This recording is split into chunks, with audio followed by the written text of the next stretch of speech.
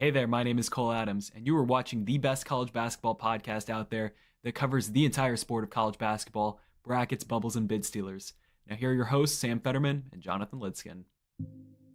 Season 6, episode 74 of Brackets, Bubbles, and Bid Stealers. I'm Sam Fetterman. That is Jonathan Lidskin. Jonathan, happy Friday. How are you doing this afternoon/evening? I'm great, Sam. Big weekend of basketball ahead of us. We got a special guest joining us today. Jonathan, would you like to introduce our guest? I would love to. Stephen F. Austin head coach Matt Braeuer joining the show today. Did I pronounce that right, Coach? Close enough. It's like Braeuer's ice cream, so Braeuer. Okay, Sam's been saying Braeuer to me all week. So hey, trust me, you're not the first. I figured he had the pronunciation down and just went with it, but glad we got that corrected. But welcome to the show, Coach. I appreciate you guys having me. Too many times I'm watching the game on mute, and I've got 4 other games on, so I don't hear the broadcast. That's on me. Hey, it's not always pronounced right on the broadcast either, so I don't think you're missing much. Yeah. All right. So Stephen F. Austin this season, 16-3, 9-1 in the Southland. Obviously, this is year 2 back in the Southland for this program. Year 1 for you with this program. But do you feel that the Southland is the kind of the spiritual home for the Stephen F. Austin program after spending those couple of years in the WAC? Yeah, I definitely think the Southland Conference is it's a great league, and it's a really good league. It's competitive. The one thing I'd talk about with our conference is, there's really good coaches, but it's a really physical league. It's an athletic, physical league. It's an older league. A lot of teams have older players, whether it's through junior college, transfer portal, whatever it may be. But SFA belongs in the Southland. It's had its most success in the Southland Conference. When I was at Sam Houston, they were our rivals. SFA was our rival in the Southland Conference, and they dominated it in the 3 years that I was at Sam. And so, I think it's a rightful home, and it's one that we take great pride in, and because it is a really good conference. Yeah, and you mentioned JUCO guys, older transfers. You have obviously a backcourt led by one of the best JUCO transfers in the country last offseason in Latif Patrick, and Keon Thompson, who's been around the block. He was at UMass. I remember covering him when he was up here. And now with you guys, with that backcourt, that veteran experience coming from different places, how has that kind of set the pace for your team throughout the year? Yeah, Keon was one of the first guys. Him and Krishan Christmas were one of the first 2 guys that I talked to when I got the job, because I wanted to keep those 2 guys at Stephen F. Austin. And, Keon is such a competitive person. Every drill, he never misses a practice. He's the hardest on himself when he loses, when his team loses. He's just a winner, and he's a hard worker. He's a super competitive kid. And, he's been I'm so glad we were able to keep him. He's been great for us. And vice versa. I think we've obviously been great for him too, as a staff, and just kind of a new start for him here was something that I think he's really enjoyed so far.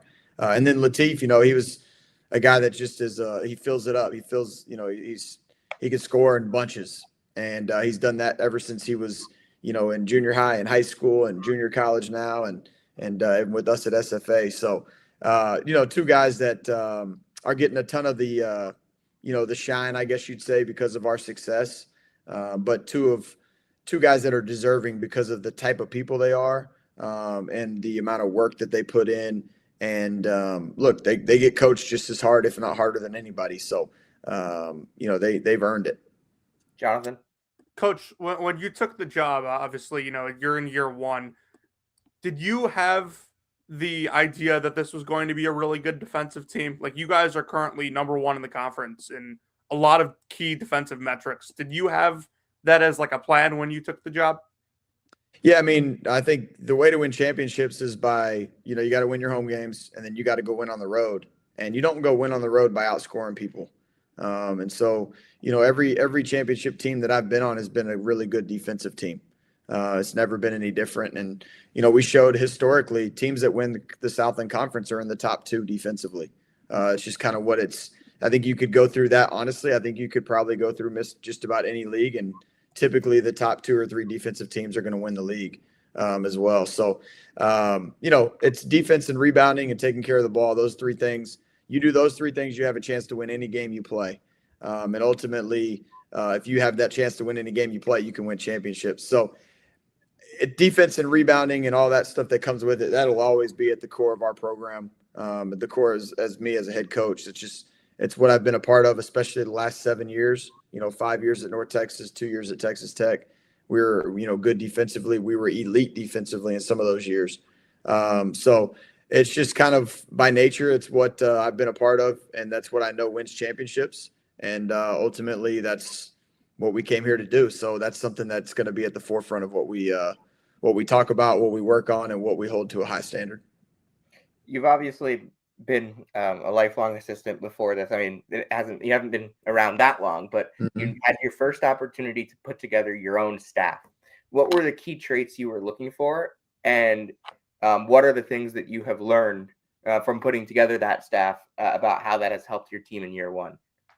Yeah, ultimately, I think just from my experience as an assistant, I wanted people that were good people. I didn't want to ever have to worry about what are they doing behind my back, or when I'm not around, or what are they saying if I'm, if maybe we've lost a couple in a row and maybe I'm on edge a little bit, and like, are they going to keep, saying the same things? Are they going to keep speaking the same language and sharing the same message that I have, that I want shared? Because ultimately, you can't have people rowing in the wrong direction. Can't have people pulling the rope in the wrong direction.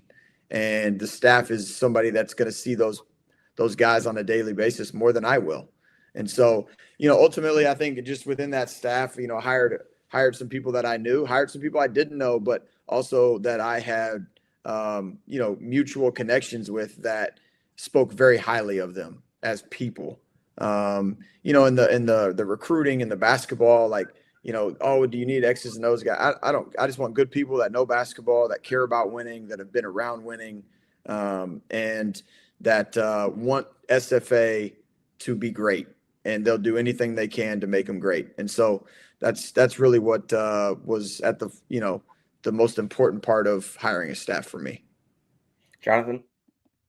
Coach, as the second half of the season is now kind of upon us, you guys are sitting at 16-3, you're 9-1 in conference. But what are some things that you guys are still looking to improve on as the season comes down the stretch here? Yeah, I mean, a lot. There's a lot that we don't do well right now, or do well enough to win a championship.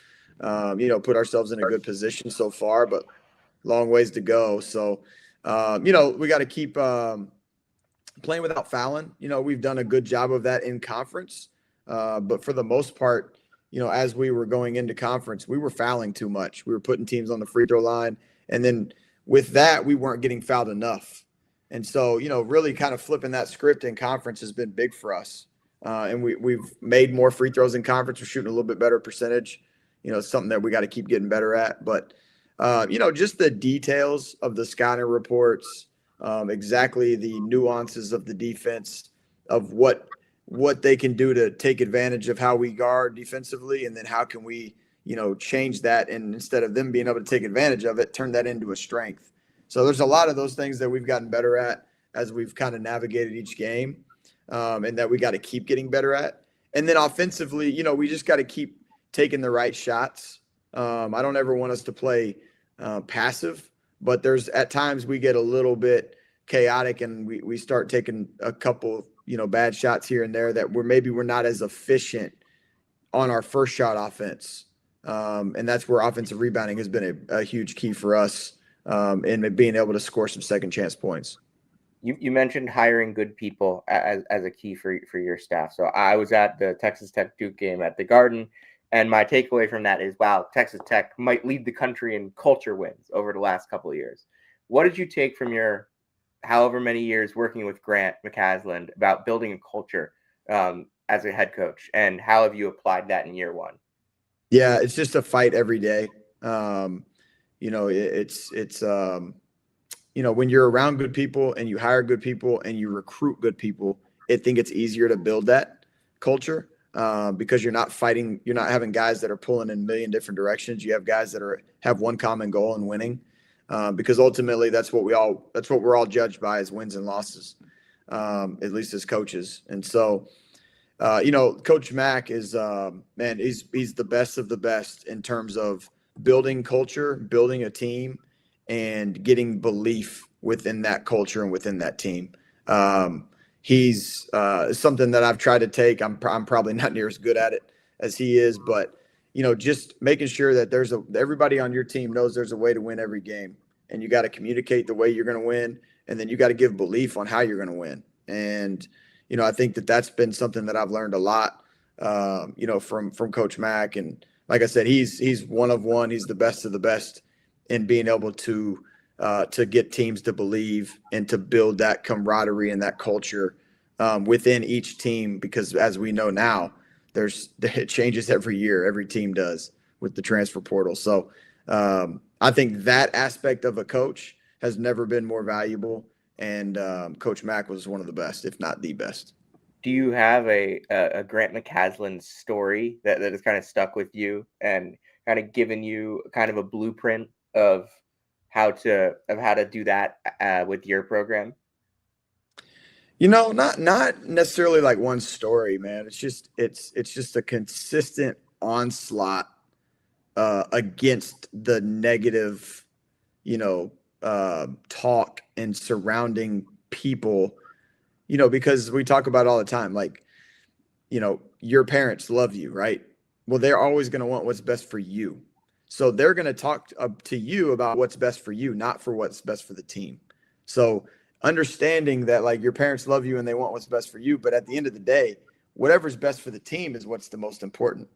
And so, like, it's just, there's so many different stories and values that he believes in that are championship level stuff that I've taken with me, and I try to do the best I can to emulate that. I'm sure I fail miserably at times in some of those areas, but I do believe that a lot of that stuff resides in me as I sit in front of the team on a daily basis. Jonathan? Yeah, I only got one more thing, Coach, and I'm just curious. So this is obviously your first year on the job, so I don't know how much experience you've had with like these types of situations. But for me, and I know for Sam, like, we grew up, when Stephen F. Austin was upsetting teams in the NCAA tournament. Like, does that sort of thing help your program now in current day, when like kids will come in and they'll go, oh, Stephen F. Austin, I watched them upset West Virginia in the NCAA tournament. Does that kind of thing still work in your favor? I mean, I think in recruiting it does, because, obviously the prestige, everything that the program holds with the tradition and the history definitely helps. That there's no doubt. It doesn't hurt. That's for sure. In terms of, what we're doing on a day-to-day basis and trying to win a championship and trying to get to the NCAA tournament, to be honest with you, it doesn't hold much weight, because we don't talk about it. It doesn't matter. It doesn't matter to me, and it doesn't matter to our team, because ultimately it can't help us, because none of those guys played in that and experienced that. Right. So, but in recruiting, 100%, it does impact it. And it is something that we talk about a lot, because it's important, and guys want to come to a place where they can win and go to the NCAA tournament and be the Cinderella. And I've been a part of it myself as a player at Wichita State, and man, there's nothing like it when you get to upset people and go to the Sweet 16 and win games in the NCAA tournament. There's nothing like it. So yes, it does help in recruiting 100%. Couple of kind of oddball questions. You've been all around the state of Texas, all around. Best Texas barbecue city in Texas, and what do you order when you go to a Texas barbecue joint? Man, that's a good question. You get me in trouble too. There's a lot of good barbecue. I'll tell you what, my hometown has really good barbecue in Belton, Texas. Really good barbecue. That'll probably keep me out of the most trouble. So I'll say my hometown, Belton. And then I'm gonna I'm gonna go, a sliced brisket sandwich is where I'm gonna go with some onions and some barbecue sauce. No pickles though. I can't do pickles on barbecue. Can't do it. No, that's a good answer. And anything that definitely talk about your hometown. Always hype up your hometown brisket. I mean, do you go ever get something out on the grill, or do you just not have enough time? Off season, we'll go out there and grill. So yeah, no, I love to grill. I love being out. I love being outdoors. My two boys now are about to be 4 years old, twin boys. So they love to be outdoors playing different sports. And man, it's just a nice, relaxing activity. And it's a lot less stressful to put something on the grill than it is to try to figure out how to win a game. So so I enjoy that in the off season. The first ever Texas brisket for some of your players on your team this offseason? Yeah, we may do that. I've only cooked one brisket and it turned out just okay. Or I guess I smoked one brisket and it turned out okay. So, I have to get a lot better at it before I'm going to put it in front of the team. Yeah, because there's nothing I want more than to see guys from all over the place learn what what Texas food is like. Because, I mean, I'm not from Texas, but I've heard all about Texas barbecue, and there's nothing like it from Texas people. That's how you make yourself known in Texas. You have to make a good barbecue. Yep. And you can't do the vinegar based or the mustard based barbecue sauce. That's no good. So, all right. And the last thing that I wanted to ask you, obviously you've got just about half of the conference season left. Obviously the goal in mind is to keep on winning, but what do you think constitutes, and I ask this to every coach when we come on here, what do you think constitutes a successful season for Stephen F. Austin? It's a good question, and it's probably going to sound a little crazy, but when all these kids sat down in my office on these recruiting visits, all we talked about was winning a championship. And so, ultimately, if you don't win a championship, you can still have a good year. You can still have a successful year, but the goal is to win a championship first and foremost. And then after you do that, then the goal is to try to win the conference tournament to go to the NCAA tournament. So, if we don't win the conference tournament or the regular season, Southland Conference Championship, then, we didn't hit the goal for this year. And if we don't win the conference tournament to go to the NCAA tournament, then we, didn't hit that mark. And so ultimately, those are the two things you're judged by. Doesn't mean you had a failure of a season, but ultimately that's what we came here to do, is win championships. And so if we don't do that, then we didn't hit the goal. All right, Coach. Thank you so much for joining us on Brackets, Bubbles, and Bid Stealers. We really appreciate it. Stephen F. Austin head coach Matt Braeuer. I appreciate it, guys. Thanks for having me. Thanks for coming on, Coach. Yep, absolutely. Have a good one. We've got a big weekend preview show ahead, so don't go anywhere on Brackets, Bubbles, and Bid Stealers. We're going to talk all about Matt. Coach, you can go. All right. See you guys. We're going to talk all about all the games that we've got coming up, starting with, perfectly, Coach Braeuer's old team, the Texas Tech Red Raiders, taking on the Houston Cougars, looking to avenge a loss. Man, I should have kept him on and asked him about this game. He does end up previewing the weekend with us. Yeah, Coach Braeuer, what do you think of Kingston Flemings against Christian Anderson? Well, Sam, to kind of dive right into it, if we're gonna take this route. I mean, what else are we gonna do? We're not gonna take this route? Listen. I do think that we should talk about the Charles Bediako stuff at some point. Okay, do you want to start there? Yeah, we could circle back to the Houston Texas Tech rematch. Let's start with the Bediako stuff. I mean, I don't really have any nuanced take on it compared to what I've already said. My thought process, and I said this when the James Najee thing happened, and when we had that civil-ish discussion about it, is any player that willfully gives up his eligibility to play college basketball at any point should not be allowed to play college basketball at any point further. That's the way I see it. And we are now at Bediako doing that. We are now at James Najee doing that. Abdullah Ahmed did that. Like all of the guys that entered the G League, entered the NBA draft in any way, shape, or form, and didn't drop out of the NBA draft. There you go. Yeah, listen, I said on this show a couple weeks ago that I had no problem with James Najee playing college basketball for the reason that he never played in an NBA game. He was college aged, and it didn't seem any different to me than the Euro kids coming over and playing. What I did have a problem with was the amount of eligibility he got. Well, this is a totally different situation. Like Charles Bediako played college basketball before, like you said, willingly gave up his eligibility, knowingly gave up his eligibility. Like he knew when he did that, like, you cannot come back to college basketball. And now there's, no repercussions for that kind of stuff. Like, and frankly, this is more than just, a guy who was in college and left coming back to play college.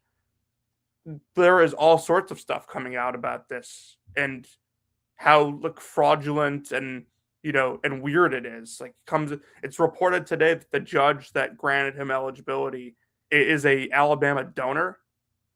Active Alabama donor who has given lifetime contributions upwards of $100,000. Yeah. His wife is representing Darius Miles in his capital murder case. So this is just extremely sketchy from the get-go, and I don't know how this gets stopped. I don't know if it gets stopped, but all I do know right now is Charles Bediako knew what he was doing when he forfeited his remaining eligibility, and now there are no repercussions for it. And the fact that Nate Oates has said that he's going to play against Tennessee tomorrow. Yeah, I'm just gonna say it, these cases should not be being filed in county court because they're setting a precedent for the entire country. Now, I'm no legal expert, but I think these should be court cases in federal court. Agreed. Yeah, this should be. I think there are other things that the federal court needs to be a little bit more focused on than college sports, and same with Congress. So I'm not expecting any of these cases to be filed in federal court. And look, you have to understand why Nate Oates is playing by the rules. I think that he shouldn't be playing by the rules. You said a couple weeks ago that we should not be blaming Scott Drew for this. I said we should be blaming Scott Drew. I don't know if you think we should be blaming Nate Oates. I think we should be, even though he's playing by the rules. He should, if he believes that the rules are wrong, then he should stand up for the rules. He has too much job security. Way, way, way too much job security to do this. This guy he has one of the biggest contracts in the sport. He's one of the best coaches in the sport. I think, and even if you don't have the job security, if you believe it's a bad rule, stand up for the rule, stand up for the rest of the sport, because for the next however many years, coaches are going to look at you as the guy who broke that rule.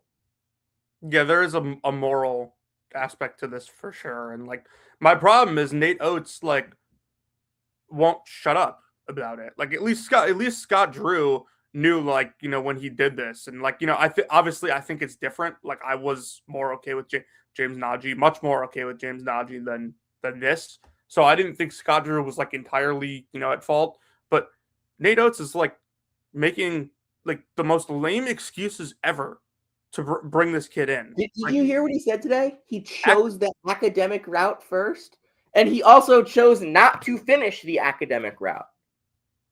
If he wants to, he can go to school and play in the G League. They offer online classes these days. Nobody is stopping him from doing that. Yeah, and I don't know if if it's about the degree, Nate Oates, if it's about the degree, never take a multiple time transfer if it's about the degree. 2, if it's about the degree, he can still take online classes. Mm-hmm. It's never been about the degree for these coaches. And I think at some level it should be about the degree. I recognize that it's not at this level of the sport. And I recognize that it's not going to be. And I recognize that we're on a path to these athletes becoming full-on employees, not even students, if they're even enrolled at all. Charles, athletes going we're back. Going to make the excuse that he took the academic route first. There is nothing stopping Charles Bediako from playing pro basketball while getting a degree.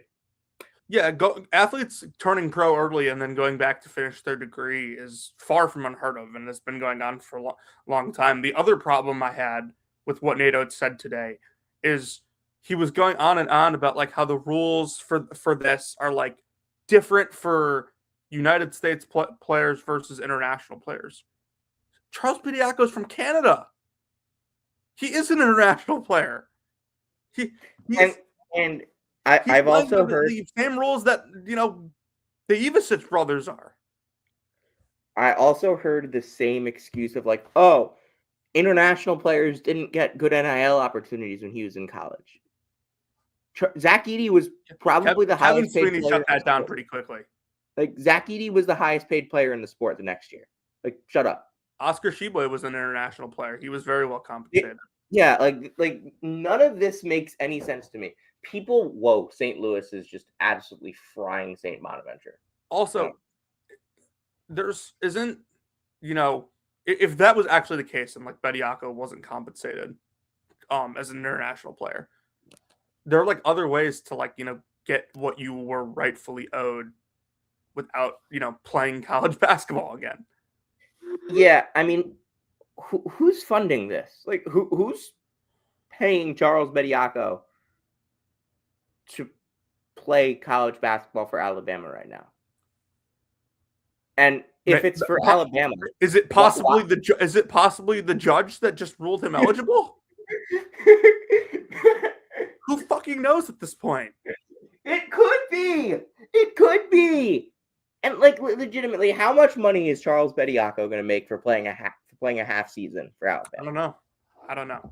It's probably more than it should be. Now, on the basketball side of things, real quick before because I do want to get into that because it's a very obviously impactful move, but I want to go back to circle one thing you said. Like, why is this happening at the local level of courts? Alabama plays in a regional conference called the Southeastern Conference. They play in an organization called the National Collegiate Athletic Association. Why is this a local issue? There is nothing about it that's local. Alabama does not play another team from Tuscaloosa County.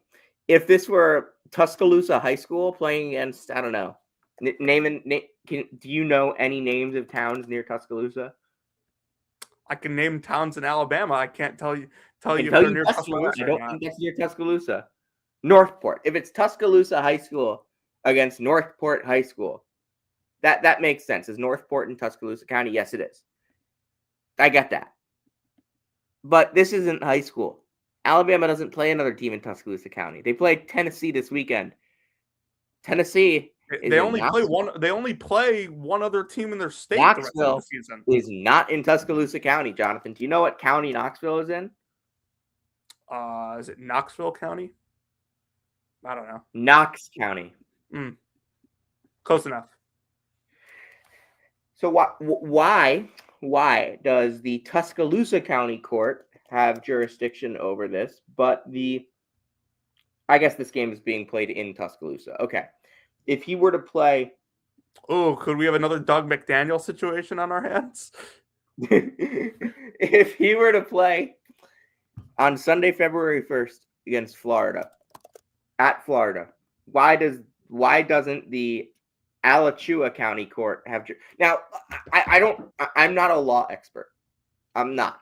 But why wouldn't the Alachua County Court just be able to say, hey, so... yeah, you can play in Tuscaloosa County. We don't have any jurisdiction over that. But we're filing a temporary restraining order against you playing But sorry, the University of Florida just filed a temporary restraining order in Alachua County seeking to prevent you from playing against the University of Florida in Alachua County.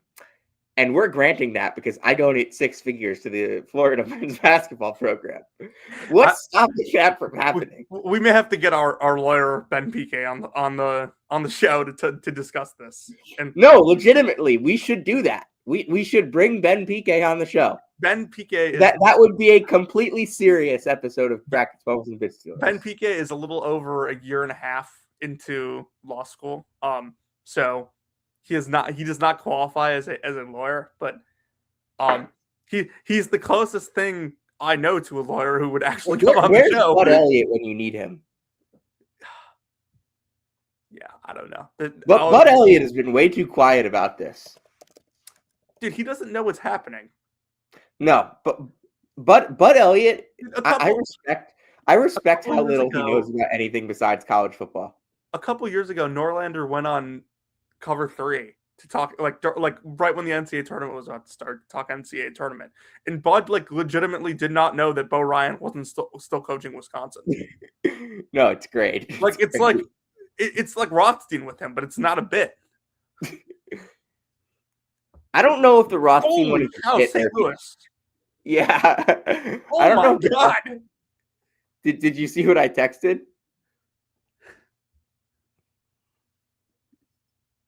We're doing it.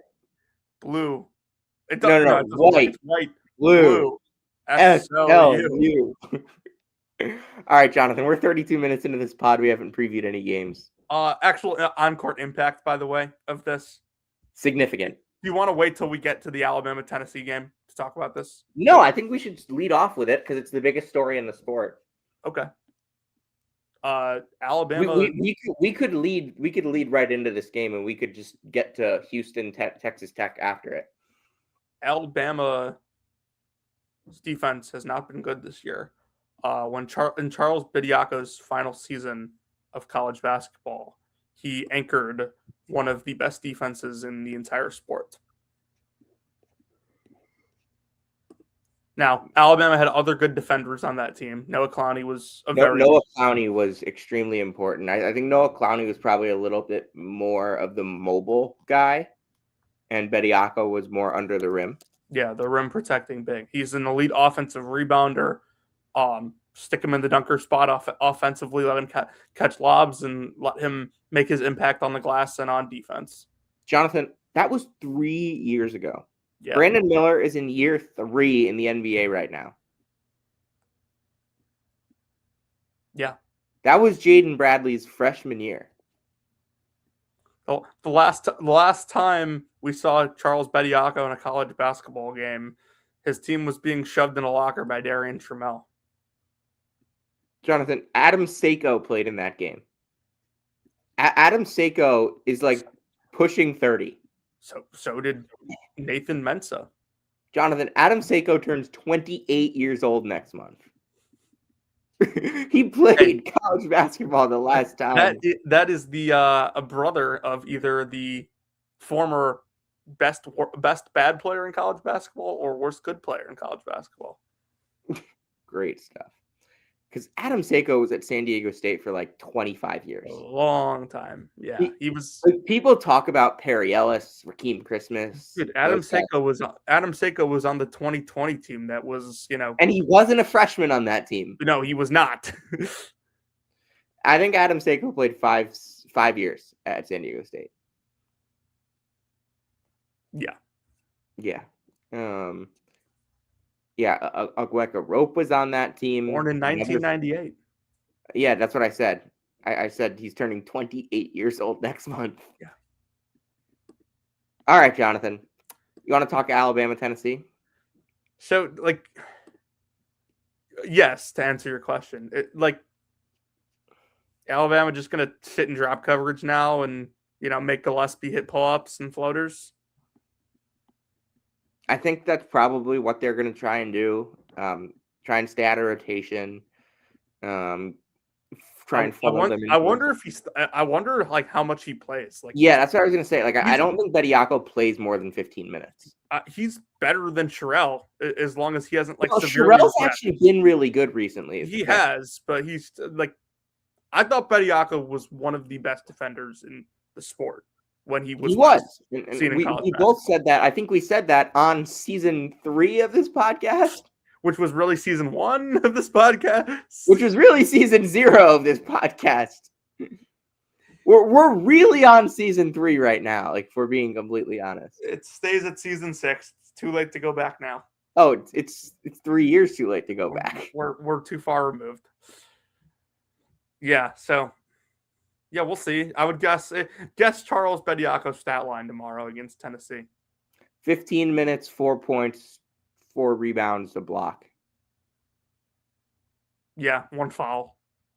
2 fouls. Maybe 2 fouls. Yeah, that's more or less what I would have said. Dude, what if he's just like a totally different player now? Like, what if he's become like this like pick and pop big? That would be great. Oh, God. Okay, Jonathan, the next thing that we need to talk about is just everything. I have thoughts on Syracuse. That's the next thing we're going to have to talk about? Sorry, I just saw something. Are you seeing what's going on in Syracuse, by the way, right now? Like in the actual city? No. We have JJ Starling's dad coming up to the media table post-game and saying, that's bad coaching. Then we have Tyler Betsy's dad going onto Facebook and posting, let me find this. It was, I'm truly pissed with the way this coach, all caps, by the way, I'm truly pissed with the way this coach is playing these his guys. His sub game is bad. He has the talent. If you ask me, I blame the whole staff. There, I suppose, to see the issue. They are not, never should have lost these last 2 games. Start Betsy, give him the green light. What is going on? First of all, I agree. Second of all, not for any particular reason. I was just very high on Tyler Betsy. There's a comment on the post. It says, hopefully Robert doesn't enter any spelling bees. Hopefully he does not enter any grammar contests either. But we now have players' parents coming after coaches in semi-public and in full public. Yeah. We have Alex Klein posting a video on his Instagram about how parents need to stay out of the way. This situation, to me, and I'm look, I wanted to believe. I believed after the Houston game. This situation, to me, has broken contain. So like, this is starting to get embarrassing for Syracuse University. Not even like Red Autry himself as the coach, just the way that people are reacting to Red Autry being the coach. So here's my question for you. This stuff that you just talked about, you know, what JJ Starling's dad's doing, what Tyler Betsy's dad is doing, like, this is like. By the way, JJ Starling not like playing awesome in his own right. This isn't even like. This isn't even. Hold on one sec. Keep talking. Like this, I don't even know like where to go from here. You're gonna play out the rest of the season with the parents kind of on the throat of the coach. I don't think I've ever seen this in a public forum at a high major level. Like, you don't see this happen very. Okay, there was the Brandon Gardner thing a couple years ago. That's what I remember. I don't remember if that was when he was at USC or Arizona State, but there was that. You're essentially like the wheels are like off the wagon. Everybody's fallen off. So here's my question for you. It's not even like the losing games part. It's the way people are reacting to the losing games. And I just think, and I said this a couple weeks ago in response to some other stuff, but I think when you get to this point, no matter what happens next, it's incredibly hard for any coach to recover image-wise and salvage anything coming out of this. And I think we are definitely heading towards the end of the Autry era, just considering the way that everybody around the program, around the fan base, and the parents are beginning to respond to what's been happening. Not even from a on-court perspective, but everything off the court. It's just so hard to come back from this. And to add that to the dysfunction on the court that has plagued this season as well. Okay, so how in the world is it possible that Syracuse has more drama with its men's basketball parents right now than it did 4 years ago when the literal coach's sons were on the team? All right, Jonathan, let's move on. Like, this is middle school shit. It is. It's bad. It's really bad. And you still, by the way, still have Carl Mintz, Judah Mintz's grandfather, talking crap about Autry on Twitter. 2 years later. Dude, that's ACC Player of the Year, Judah Mintz. I don't know what they're all upset about. Hey, what about ACC Player of the Year, JJ Starling? ACC Player of the Year, Donald Hand. Who's that Syracuse guy that told me last year that Elijah Moore was one of the best shooters in the class? Oh, yeah, him. Yeah, that guy. Where's Elijah Moore these days? Wondering. No idea. What's he up to? He got kicked off the Utah team. Oh, right. Okay. Let's start with Houston, Texas Tech. We're 42 minutes into the show. We've done our thoughts on. Okay, I'm just going to say this right now. Unless this situation develops further, that is the last time we will talk about Syracuse men's basketball on Brackets, Bubbles, and Bid Stealers for this regular They're season. going on like podcast ban watch. No, like I am saying it right now. Unless this situation develops further, this is the last time we will talk about Syracuse men's basketball. Oh, are you saying it gets worse? Because if it gets better, we have nothing to talk about. Okay. Houston, Texas Tech. Hold on. Are we on parents only meeting watch?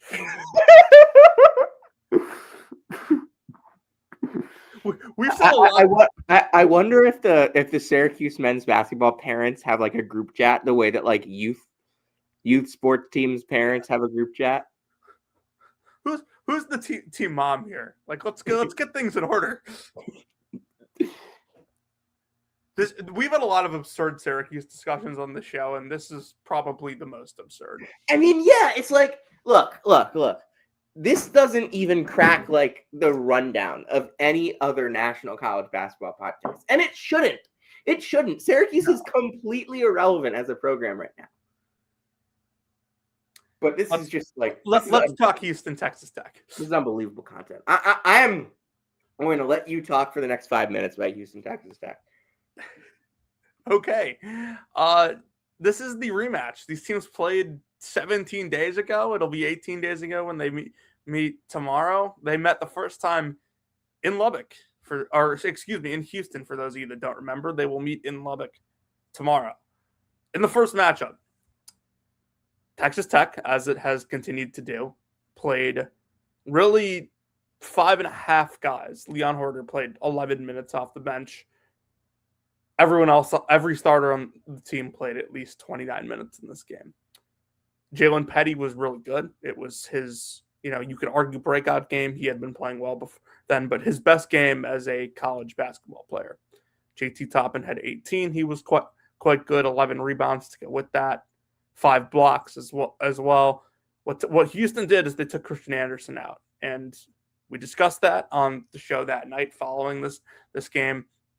And Houston won this game down the stretch. They trailed for, quite a bit in this game. It was always close. They were always within striking distance, but they won this game down the stretch because Kingston Flemings was the best player on the floor. He had 23 points, 5 assists in this game, hit big shot after big shot to close this one out. And, I think if Houston wants to go to Lubbock and win tomorrow, they're going to need more than just Kingston Flemings. Their offense is improving. Their defense is improving. This is starting to look more like the Houston of last year, where they're just playing really high level basketball.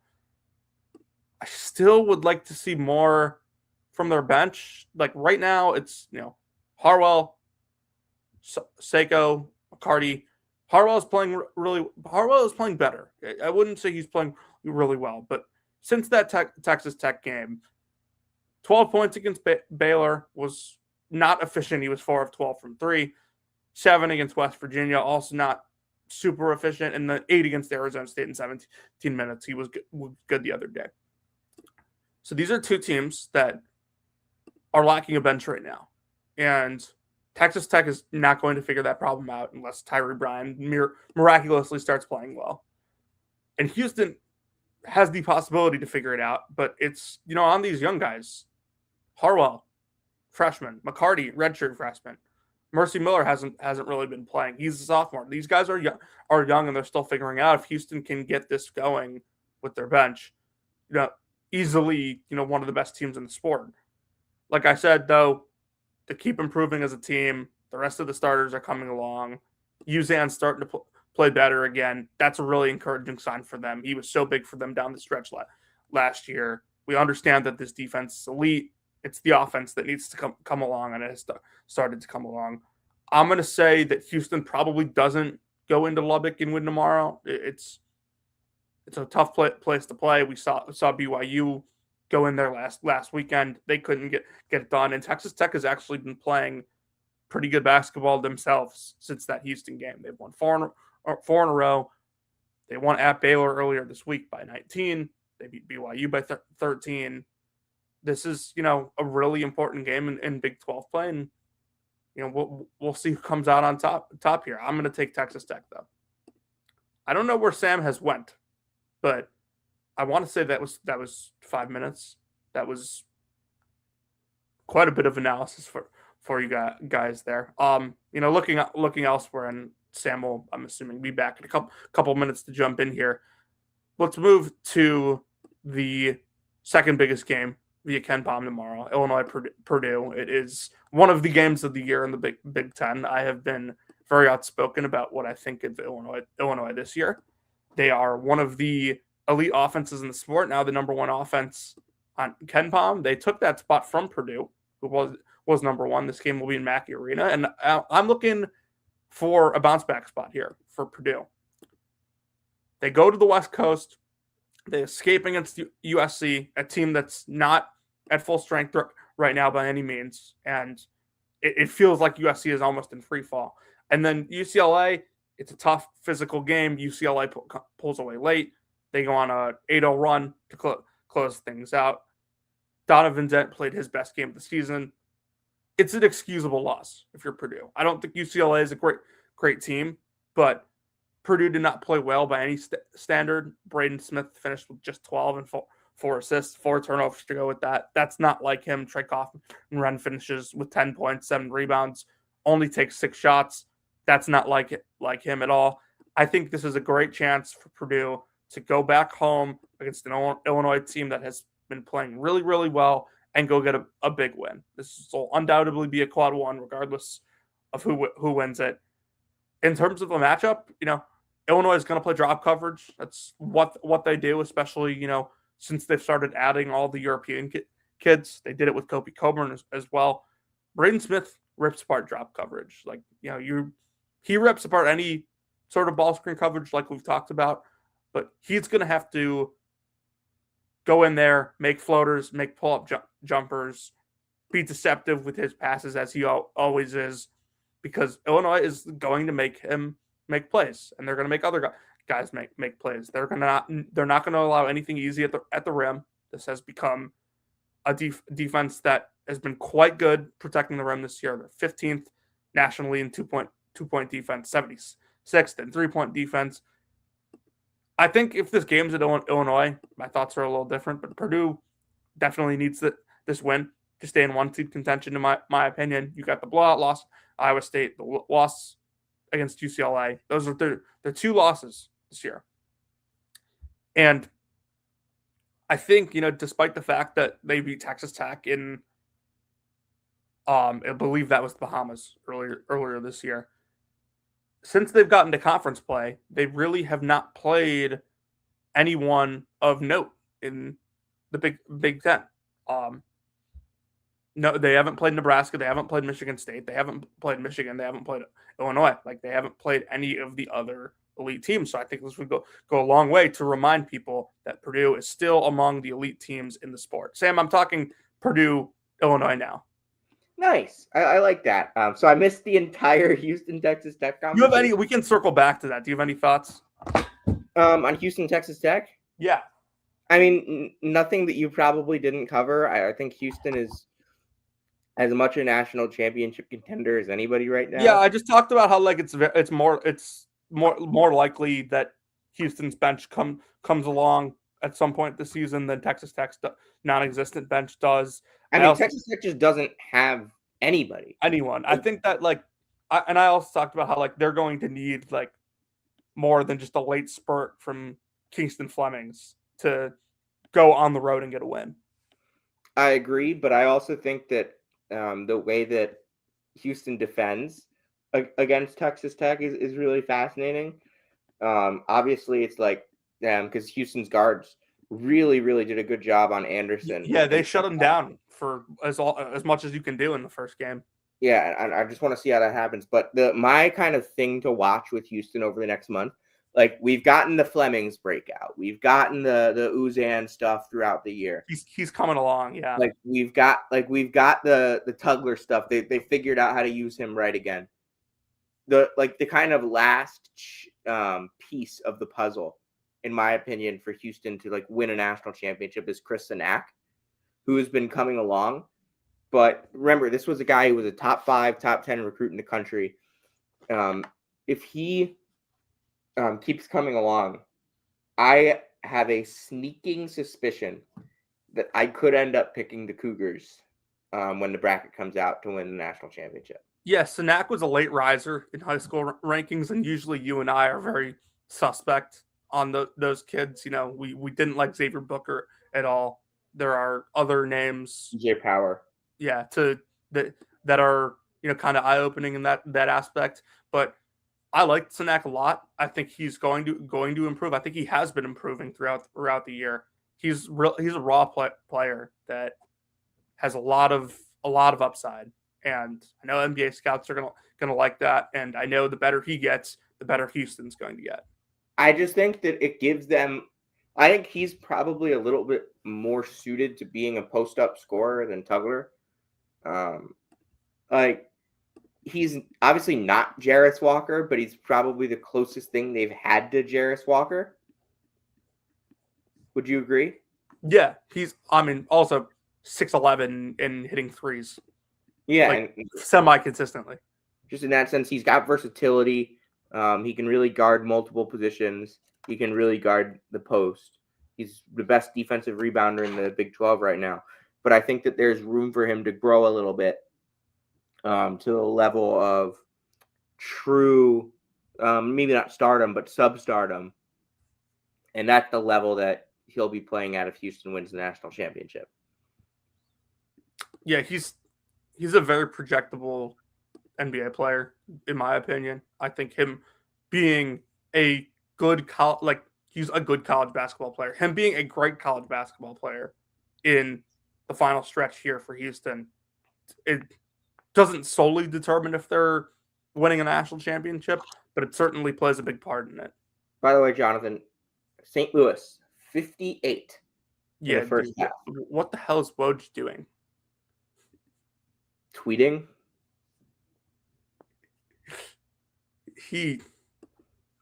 Remember when Scott Hughes tweeted on opening day that he got that was the intro to Scott Hughes. It was great.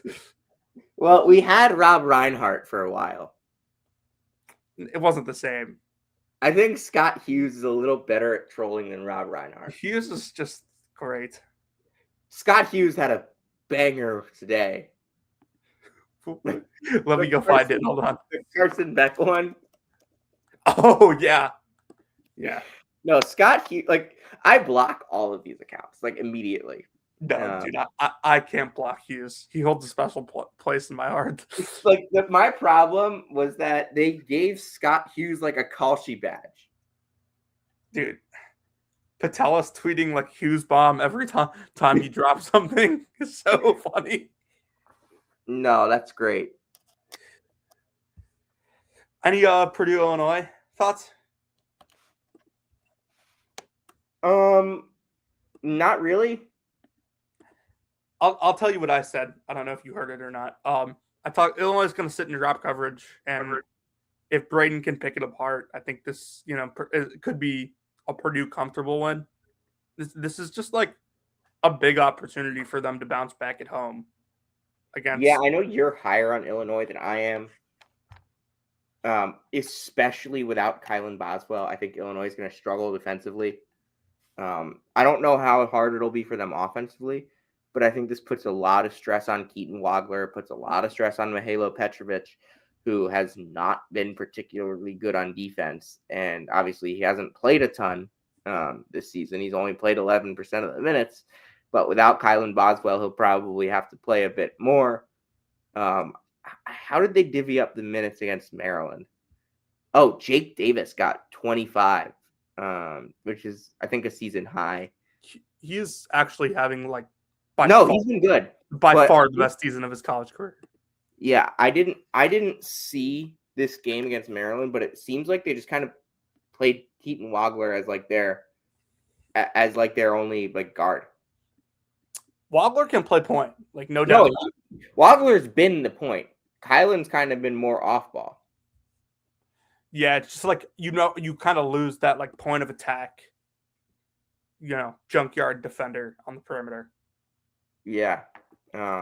That's kind of what I'm worried about. And I think that's important to Illinois' defense, just because they don't force turnovers. They make you earn everything. Yeah, and I think it's against a guy like Braden Smith that's really important. Mm-hmm. All right, Jonathan, what's next? Let's see here. I think we should talk about Virginia UNC. I was going to go to red. Blue. FAU at South Florida on Sunday. That actually is a really good game. So we can go there. But we will have Saturday Is this for real? There's 10 games on Sunday? Yeah. Well, it's conference championship Sunday, and a lot of stuff got moved from Sunday, I think. Right. There's no snow in Tampa, I think. I talked to a Florida source who told me ice storm of some sort. Ice, that makes sense. We've got a lot going on here. South Florida, 4-2. FAU 6-1. Jonathan, do you think the Owls are the best team in this conference? I know we talked Tulsa last night. No, I kind of think Tulsa is. Okay, that's fair. What do you think is the key in this matchup? Because for me, it's kind of both of these teams want to play with pace, but which team is going to be the aggressor in the pace and which team is going to be aggressed in the pace? Because I think when you play fast, when both teams play fast, I think there's a certain level of one team is being a little bit more aggressive with the pace and one team is just along for the ride. I think if FAU keeps South Florida off the glass, they'll have a pretty good chance to go get a road win here. South Florida's offense is decent, but it's not elite by any means. And their best way of generating it really just comes down to whether Joseph Pinion is making threes. Yeah, their best way to generate offense is Isaiah Nelson on the offensive glass. And if FAU can take him away, I don't think South Florida's scoring at the rim against the athleticism that FAU has. So yeah, like you said, Pinion's gonna bury a bunch of threes, then yeah, sure, South Florida can go in here and go in. All right. I just wanted to mention that quickly. Auburn, Florida. Let's whip around a little bit. Auburn, Florida, Georgia, Texas, if you have any Tennessee, Alabama thoughts, and then North Carolina, Virginia, and UConn, Villanova. Talk about one of those, and I'll go with another. I'm kind of fascinated by this Auburn team now. I want to like them, but they've been really inconsistent. They don't really have a deep bench like we kind of expected them to, I think, at the start of the year. And I just don't think they guard at all. They did a good job against Mississippi or this week, but I think even with their athleticism inside, Florida's just been killing teams on the offensive glass, and with those guards starting to play better, I think that Florida's going to be able to score at will. UConn is 20th in Torvik, but 5-0 since New Year's Day. This is their toughest game, opponent-wise. Obviously, they have the Seton Hall game on the road. This is their toughest game opponent-wise in that stretch. They're playing against Villanova, a Villanova team that has been really good in the Big East, 6-2, 36th in Torvik since New Year's. Is not awesome, but it's enough to give UConn probably a little bit of a push. This is going to be an interesting game for me because UConn's offense has been 59th in college basketball since New Year's. Their defense is good, but Villanova is also a strong two-way team, and I think that this is a fascinating matchup right now. I wonder how Caden Lewis is going to react as a freshman against UConn's defense. I wonder how he's going to react in the UConn crowd. But I also wonder if UConn can kind of get the best version of Terrace Reed consistently in this game. Duke Brennan, I think Terrace Reed has the advantage, but Terrace Reed has had too many games where he's good for 4 minutes and then bad for 4 minutes. I want to see him good for 8 minutes in a row. Yeah, I wonder if Caden Lewis is starting to hit a little bit of a freshman wall here. The conference schedule is obviously tougher than the non-con schedule just because you're playing high major teams night in and night out, even if the Big East is. I mean, no, I think he's been good. I think he just kind of had a bad game against St. John's. He's been good. His shooting numbers have started to dip a little bit. But the assist rate is awesome. He's still making plays. He's still a great on-ball defender. Doesn't follow defensively. I think he's been really, really good in Big East play. I'm not 100% sold on this Villanova team at all, though. Neither am I. I just feel like they lack. I feel like they lack an identity. I think they're a year and a piece away from being a second weekend team. They play slow and they want a lot of these guys are really young. And you've got Lindsay's a sophomore, Lewis is a freshman, Perkins has another year, Hodge has another year. Hodge is a freshman. You got Jeffrey, who's not playing right now. I think that if they're able to bring enough of these guys back next year, and then probably I'd say replace Duke Brennan with a guy you can score in the post and maybe stretch it a little bit, and not just a straight up rebounder. I think you're looking at, and obviously someone who can play. I think they're probably one big piece away if they go bring these guys back next year from being a second weekend team. Yeah, they've taken a couple lumps recently. Obviously, still 6-2 in the league and going to be in the upper half of this conference throughout. No, they're going to be in the top 4.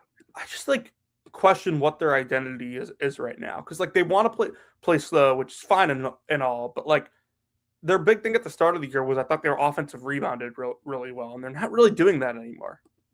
Yeah. All right, Jonathan. So I think they're a good team. I don't think they're elite by any means. You want to go on with North Carolina, Virginia? Yeah, is this I don't want to call it make or break for UNC season, but they looked really good. What happens if they just lose by 15? They looked really good on Wednesday. That Notre Dame team is a walking corpse. They are. Jalen Harrelson has not saved their season like we hoped.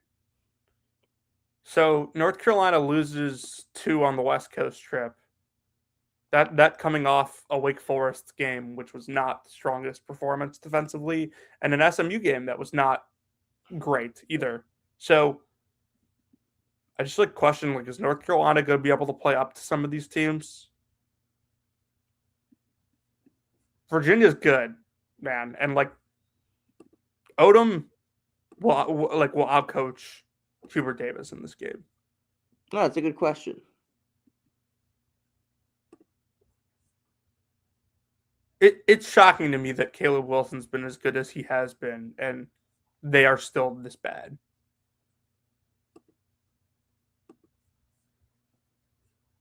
No, I think he's been good. I was lower on Wilson. I think he's been struggling recently on the defensive side of the ball to kind of cope with all the responsibilities that they're giving him. Yeah. I think he's kind of started to break down. Seth Trimble hasn't guarded well this year, and that's supposed to be like your best defender on the perimeter. They saw block shots, but like their perimeter defense is just so bad. Yeah. And like, what's going to stop Virginia from coming out and hitting 15 threes in this game tomorrow? That's my thing. Like Virginia's. But my question is, Virginia comes out. What if this is a positive regression game for North Carolina? Virginia shoots 2 of 26.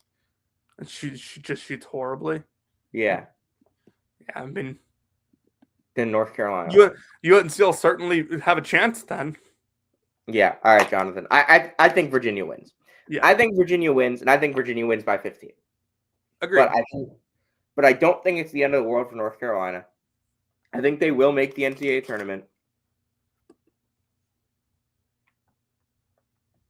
But that's about all I can say. Kansas State gonna get their annual home win against Kansas. Yeah. Tomorrow. Yes. And everyone's gonna. And yes, it will be in overtime. Everyone's gonna, Jerome Tang's gonna go in the crowd and do the dance and pretend like there are no problems. He's gonna go in the crowd and the students are gonna throw him back onto the court. Like throw him back onto the court. No, dude, keep him away from the court. No, they're going to physically pick him up and throw him onto the court so he hits the hardwood. Throw him out of Bramlage. They're gonna carry him to the river like the Vanderbilt goalpost. That'll be an interesting search. Because he's gone. Right? I feel like we need an on-3 graphic for that. River, Jerome Tang.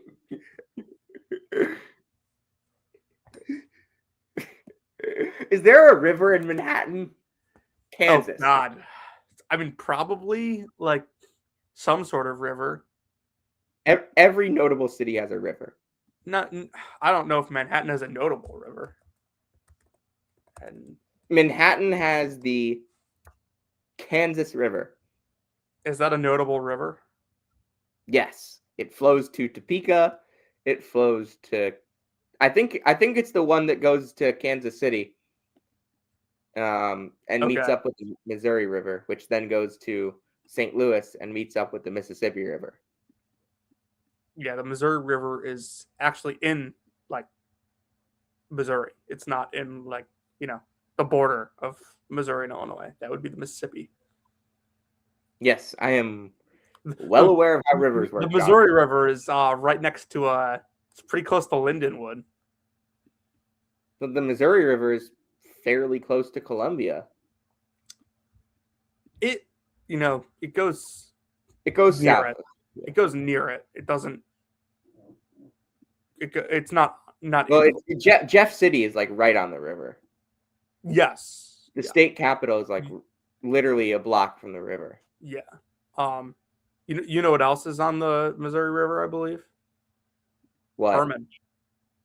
Oh, and you see those golden arches.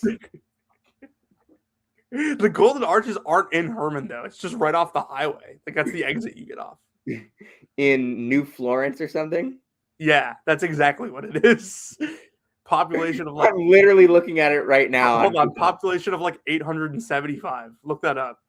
I'm literally looking at this on Google Maps right now, and I see those golden arches. What's the New Florence population? There's a sign like right on the highway. 769. Okay. I said wait, no, that was 2010. It's 641 in 2020. We're 4 years away. We're 4 years away from a new census, Jonathan. People are not happy with the McDonald's in New Florence. It's not keeping them there. No. All right, Jonathan. This podcast has devolved. We're an hour and 10 minutes in, and we're talking about Herman McDonald's. It's not in Herman. It's the Herman McDonald's. I don't care. It's true. We've got the Patino Bowl tomorrow. This game will not be interesting. The quotes will. We actually? Yes. Dude, how are the Big East is at like an all-time low because we have Georgetown, Providence, and the Patino Bowl tomorrow, and I feel like neither are getting talked about. Yeah, and we also have the Mons taking on. I didn't know that the Georgetown Providence game was tomorrow until DeRosa alerted us to the fact that we get to talk about it on Saturday Night Live. Yeah. Jonathan, you know what it's time for? Valley Update. Valley Update. Preview the weekend. Go. We've had no games to preview the weekend. Okay. That's what you want me to do. Just talk Illinois State Belmont, goddammit. I mean, Northern Iowa, Murray State's important too, but I'll talk Belmont, Illinois State. Looking at the matchups for this, these are, two offenses that I think have a ton of potential. Belmont has done a better job executing this year. Illinois State, though, has been the best defense in the Missouri Valley. So we'll see, if they can shut down that three-point offense. They've been good defending twos. They've been okay defending threes. I think Belmont's just going to come out here at home and run all their actions, and I don't think Illinois State's going to be able to keep up with them. Like, it's only a 4-point projected spread, but I think Belmont is just the superior team here, Sam. All right, Jonathan, let's talk. I don't need to go 9 rounds on this. Northern Iowa really needs a win tomorrow against Murray State. Big West game tomorrow between UC Irvine and UC San Diego. Big West. UC Irvine 6-2. The rival San conference. Diego 5-3. They've won the last 2. Hawaii's in first, but these two are the teams in second and third. In KenPom, Jonathan, what are you looking forward to out of this one? I'm looking forward to UC Irvine's defense on twos and at the rim against UC San Diego's offense at the rim. Like, UC San Diego is a team that they want to get downhill. They're not going to shoot. They're not going to just let it fly from three. They've been really good around the rim all year, but UC Irvine is like, they've always protected the rim well. Like, Elijah Chol has been spectacular this year for them in limited action. Kyle Evans has been really good for them as well. And like, can UC Irvine generate enough perimeter offense as well? Yeah, like they shoot a very high percentage from three, but they don't shoot a lot. Yeah, I want to run through a bunch of other high major games just in case there's anything to talk about. Georgia and Texas. I actually think Georgia, good week for them. They beat Arkansas by a lot, and we talked a little bit about this. They beat Missouri on the road, kind of escaped there. Smurf Millender had a big play late.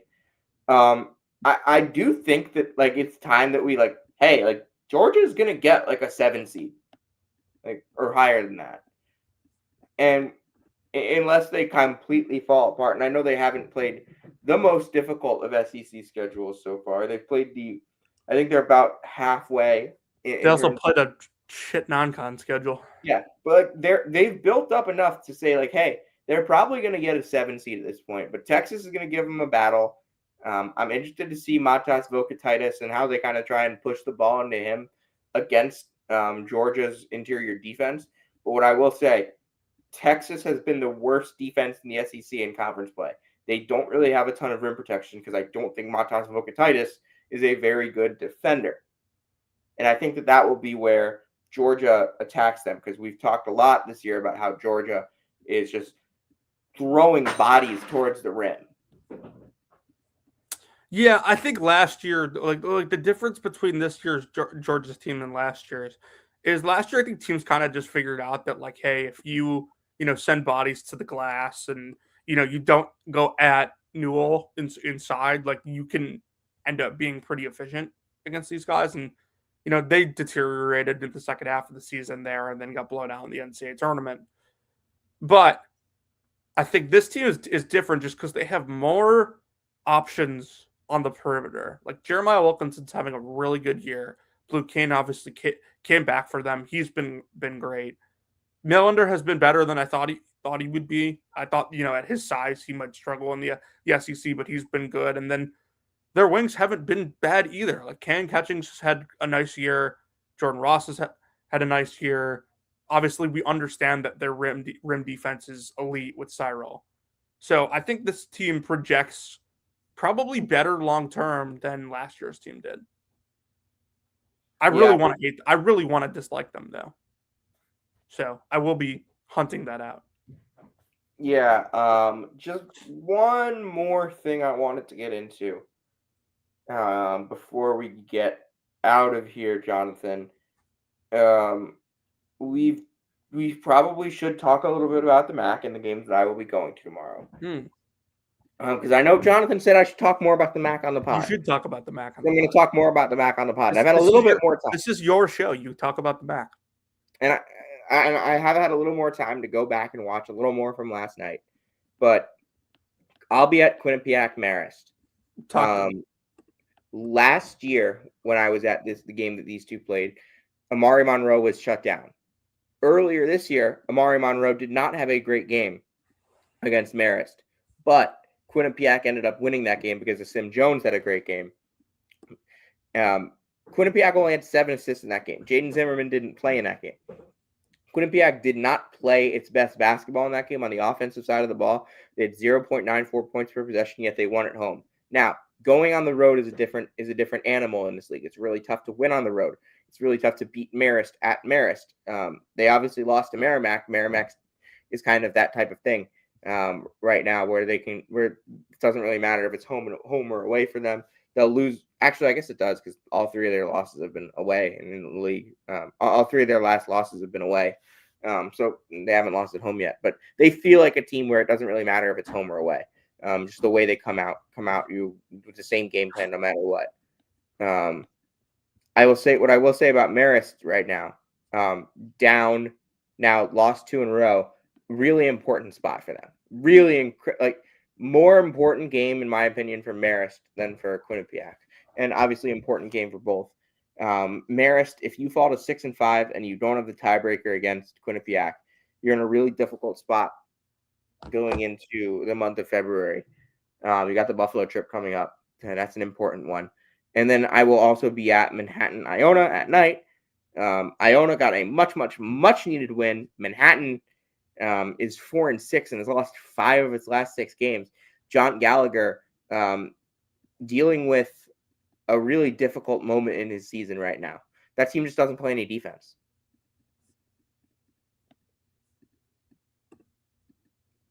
Yeah, I don't have much to add. Like the one thing that I'd emphasize that you said was Marist has failed to beat a lot of the teams in contention for the conference title right now in the MAC, and so I think tomorrow, like you said, would go a long way.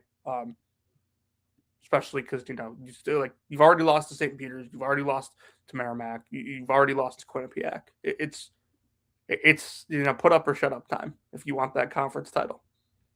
All right, Jonathan, you want to take us home? Yeah.